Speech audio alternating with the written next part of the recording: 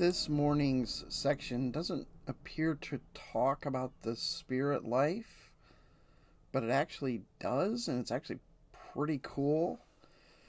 Looking at Romans 8, verses 18 through 25.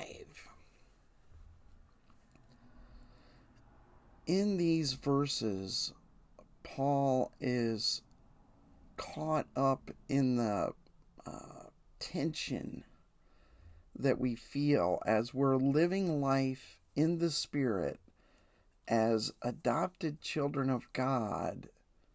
We come up against a fallen creation. Let me read some of this for you. Verse 18, I consider that our present sufferings are not worth comparing with the glory that will be revealed in us, for the creation waits in eager expectation for the children of God to be revealed. For the creation was subjected to frustration, not by its own choice, but by the will of the one who subjected it. Let's just take a look at that. And I'm actually going to work this backwards a little bit. For the creation was subjected to frustration, not by its own choice, but by the will of the one who subjected it. So God, back in Genesis, tied all of creation to humanity as its leader, and from our choices, the rest of creation was affected. When Adam and Eve said, no, we're going to rebel against God and not trust Him, that had an effect throughout all creation. And we still see that today. Humans have an outsized effect on our environment and our world, and frankly, that's biblical. God tied creation, animate and inanimate, living and not living, to human beings.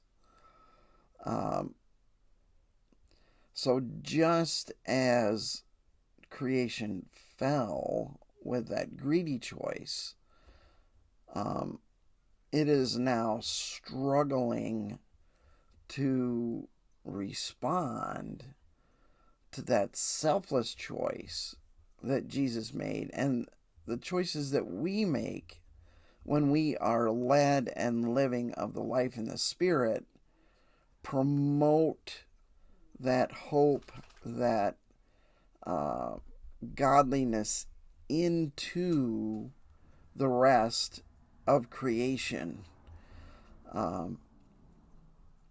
But there's a rebound effect. Creation is pushing back against that. That's why so many of our plans, they're great plans, they're good plans, but they bounce back on us, and we're frustrated, and if only, and why can't I? And as a child of God, I should be able to.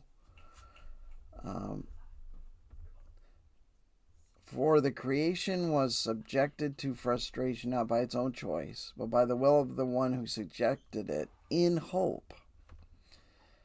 And this is now creation still subjected to humanity, that the creation itself will be liberated from its bondage to decay and brought into the freedom and glory of the children of God.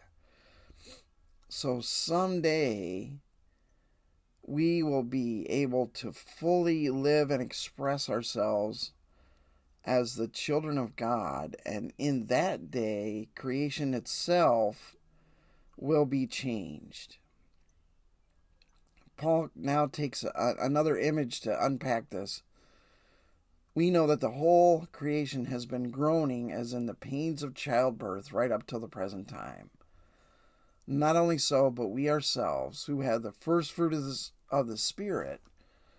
Okay, so we're living life in the Spirit. We have the Spirit in us, grown inwardly, as we wait eagerly for our adoption to sonship, the redemption of our bodies. So, a couple images going on there. One, we've been adopted. All the paperwork's been signed. The Spirit has been given as a seal of that adoption. But we haven't actually made it home to the family, home to God the Father, home to God the Son. We know we're adopted. It's happening. We're moving that way. The car's on the road to take us from the orphanage to our final home, but it hasn't got there yet. So that's one image. And we're waiting, we're anticipating, but when can we get there? The other image is that of childbirth. I had the privilege of being there when all 4 kids were born, and there's a lot of pain, struggle, exertion, courage involved in that giving of birth. But when that baby starts to come into the world, it is such an amazing thing. And through life in the Spirit, we're starting to emerge into the spiritual world. For in this hope, we were saved. So that's why we came to Christ, is that we want to be alive in the Spirit. God has called to us, revealed to us our sin and rebellion, and we've turned away from that in the hope that there's more out there for us, that there's a new life for us that begins now, but it's going to keep right on going.